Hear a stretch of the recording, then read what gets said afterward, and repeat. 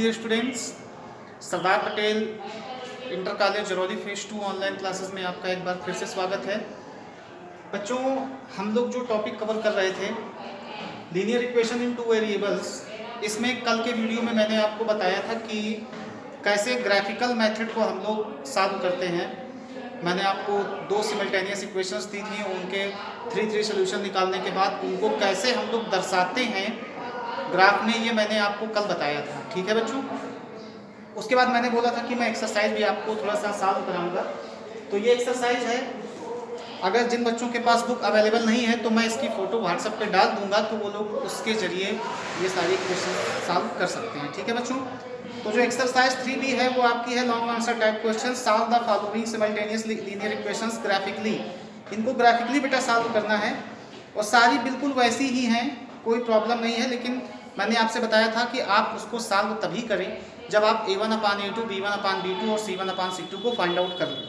ये find out करने के बाद ही हमें सोल्यूशन करना है।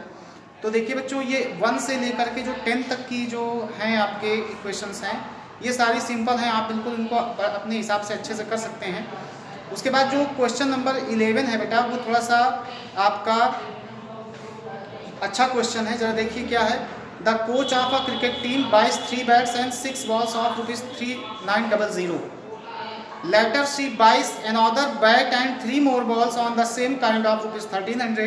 Representation this situation algebraically and geometrically. तो बेटा ये क्वेश्चन, ये जो आपका क्वेश्चन है ये NCERT का क्वेश्चन है और बहुत ही सिंपल है। इसमें कुछ नहीं करना आपको, केवल 3 बैट्स और 6 बॉल्स हैं। तो आपको 1 बैट का प्राइस x लेट कर लेना है या a लेट कर लेना है या x, जो भी आपको लेट करना हो x लेट कर लीजिएगा और 1 बॉल का आप y लेट कर लेंगे। ठीक है बच्चों, तो 3 बैट्स हैं तो 3x बन जाएगा, प्लस 6 बॉल्स हैं तो 6y हो जाएगा, 3900 हो जाएगा। और she buys another bat and 3 more balls, उसने दोबारा एक बैट खरीदा है तो x उसका हो जाएगा, 3 मोर बॉल्स खरीदी हैं तो 3y हो जाएगा, इज इक्वल टू 1300 हो जाएगा। तो 2 इक्वेशंस आपकी ये बन जाएंगी और फिर आप इनसे अपना ग्राफ ड्रा कर लेंगे। ठीक है बच्चों, 12 नंबर भी आपका ऐसा ही है, 13, 14 भी आपका सिंपल ही है, कोई क्वेश्चन से ये आपका टफ नहीं है। 15 भी आपका, 16, 17, 18, 19 और ये 20 नंबर फिर से आपका देखिए क्वेश्चन है लैंग्वेज प्रॉब्लम का।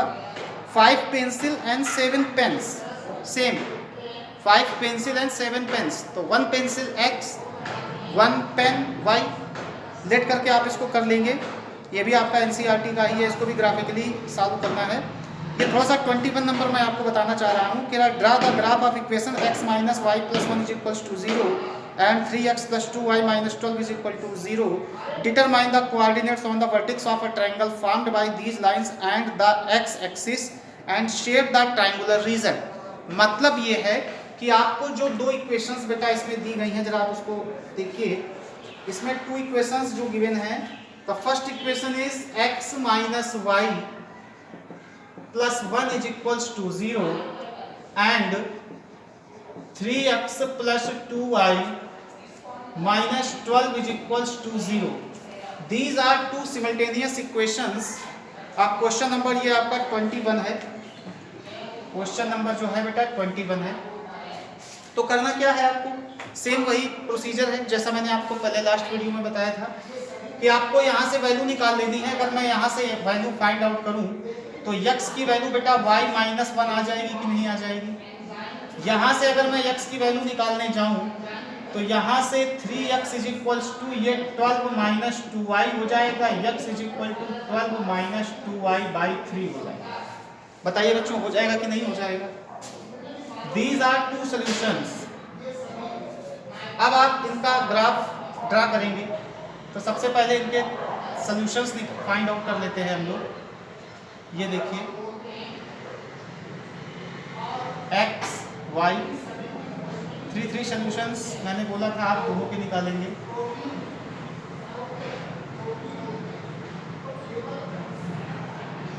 x, y, ओके बच्चों। अब देखिए यहाँ पर आप y की वैल्यू कुछ पुट करते जाइए और x की वैल्यू फाइंड आउट करते जाइए। तो अगर मैं यहाँ पर y की वैल्यू 1 रख देता हूँ बेटा, तो x की वैल्यू 0 आ जाती है, 2 रख देता हूँ तो 1 आ जाती है, 3 रख देता हूँ तो 2 आ जाती है। बड़ी इजीली आपका आ गया है। वहाँ पर आते हैं तो यहाँ पर अगर मैं y की वैल्यू आपकी 0 रख देता हूँ तो x की वैल्यू आपको 4 मिल जाएगी। 3 4 जा 12 हो जाएगी बच्चों। अब यहाँ पर कोई एक और वैल्यू रखिए जिससे आपका ये इजीली कट हो जाए। तो अगर मैं यहाँ पर y की वैल्यू 1 रखता हूँ तो फिर आपका ये 12 में 2 10/3 हो जाएगा। अगर मैं 3 रखता हूँ 2 रखता हूँ तो 8/3 हो जाएगा। अगर 3 रखता हूँ तो 6/, हाँ अगर मैं y की वैल्यू 3 पुट कर दूं बेटा तो 3 पुट करने पर 3 2 जा कितना हो जाएगा बेटा 6 हो जाएगा। 12 में 6 लेस हो जाएगा 6/2 यानी ये 2 आ जाएगा। अगर मैं यहाँ y की वैल्यू 6 रख देता हूँ 6 2 जा 12 में 12 गया 0 आ जाता है बेटा। ये देखिए 3 सॉल्यूशंस आ गए। ये देखिए x की वैल्यू 2 y की वैल्यू 3 x की वैल्यू 2 y की वैल्यू 3 कॉमन है, मतलब यही आपका इसका वन सोल्यूशन है, यूनिक सोल्यूशन है। x = 2 y = 3। अगर इसका ग्राफ आप खींचेंगे तो ये 2 और 3 पर कट करेगा। चलिए ग्राफ एक बार खींचकर इसको देख लेते हैं बेटा। ये देखिए x dash y dash. Okay बच्चों, तो फर्स्ट है आपका 0, 1, तो मैं यहाँ डाल देता हूँ छोटे छोटे पॉइंट 1 2 3 4 5 1 2 3 4 5 6। ओके बच्चों, जरा देखिए सबसे फर्स्ट है आपका 0, 1, मतलब x की 0 y की 1, तो बेटा यही हो गया। देखिए ए पॉइंट हो गए। सेकेंड इज 1, 2, 1 के फ्रंट में और y से 2 के फ्रंट में बेटा ये हो गया आपका बी पॉइंट हो गया।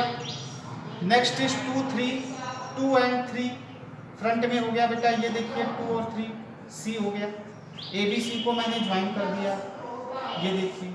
ओके बच्चों, नेक्स्ट इज 4, 0, तो x की वैल्यू 4 y की 0 बेटा, तो यही पॉइंट हो गया आपका, यहाँ भी डाल दिया मैंने। नेक्स्ट इज 2, 3, तो बेटा 2 और 3 वाला पॉइंट हमारा देखिए ये वाला था सॉरी 2 और 3 वाला पॉइंट यही तो था बेटा।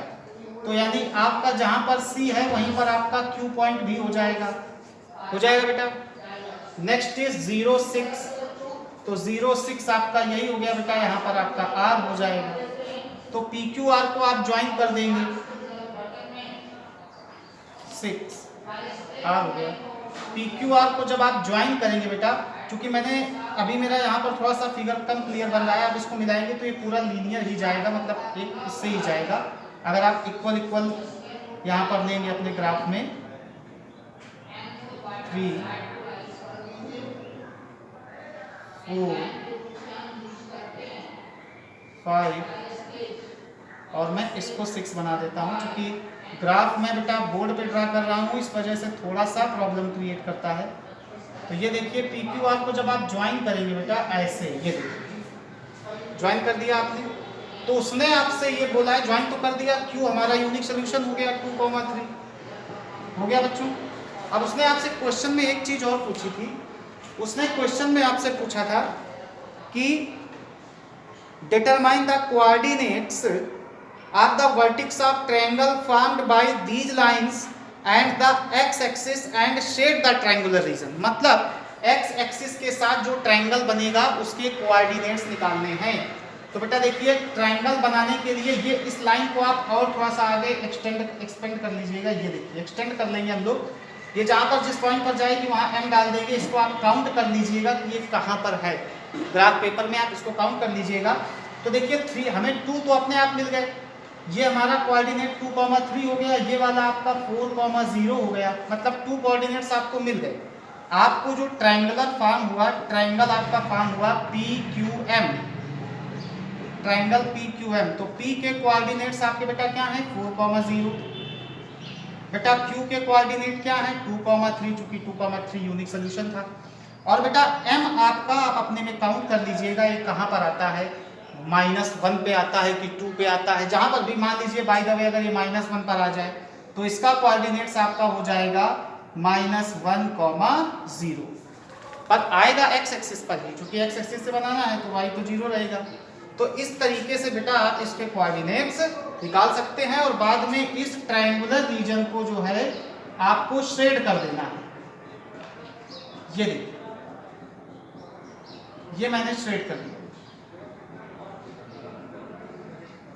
ओके बच्चों, ये देखिए, बस इतना है इस क्वेश्चन में एक्स्ट्रा कि आपको ग्राफ बनाने के बाद एक्स एक्सिस से कह देता है या वाई एक्सिस से, अगर by the way Y axis से कह देता तो ये वाला ट्रायंगल हो जाता है, ये वाला ट्रायंगल हो जाता है, उसको शेड कर देते। मगर एक्स एक्सिस बोला था तो एक्स एक्सिस के साथ कर दिया। तो ये बच्चों क्वेश्चन नंबर 21 आपको समझ में आ गया होगा। और 22, 23, 24 ये भी आपके सेम बिल्कुल ऐसे ही हैं, केवल उनको ऐसे नहीं, मतलब केवल आपको सॉल्व करना है और ग्राफ ड्रा करना है, इसमें ऐसा कुछ नहीं करना है। इस तरीके का सेम क्वेश्चन आपको क्वेश्चन नंबर 25 मिलेगा। Draw the graph of equation 5x minus y is equals to 5 and 3x minus y is equals to 3. Determine the coordinates of the vertex of triangle formed by these lines and the y axis. तो उसको आपको y axis को करना है, y axis से जो triangle बनेगा आपको उसके कोऑर्डिनेट्स बना देने हैं और उसको सेट कर देना है। तो बेटा इसलिए ये एक्सरसाइज 3 भी आपकी यहीं पर फिनिश होती है। नेक्स्ट एक्सरसाइज 3C जब मैं पढ़ाऊंगा तो आपको अलजेब्रिक मेथड्स पूरे बताऊंगा सॉल्व करने के, जो मैंने आपको 4 मेथड बताए थे, graphical method, substitutional method, elimination method and cross multiplication method. तो नेक्स्ट वीडियो में हम लोग स्टडी करेंगे आपका सब्स्टिट्यूशनल मेथड के बारे में। आज का वीडियो मैं यहीं समाप्त करता हूं बच्चों। इसको आप लोग अच्छे से अपनी कॉपी में सॉल्व करिए, फेयर कॉपी में सॉल्व करिए, सारे क्वेश्चन सॉल्व करिए। अगर आपको किसी क्वेश्चन में कोई भी प्रॉब्लम होती है तो आप मुझसे व्हाट्सएप से कॉन्टैक्ट कर सकते हैं। आज के लिए इतना ही, धन्यवाद।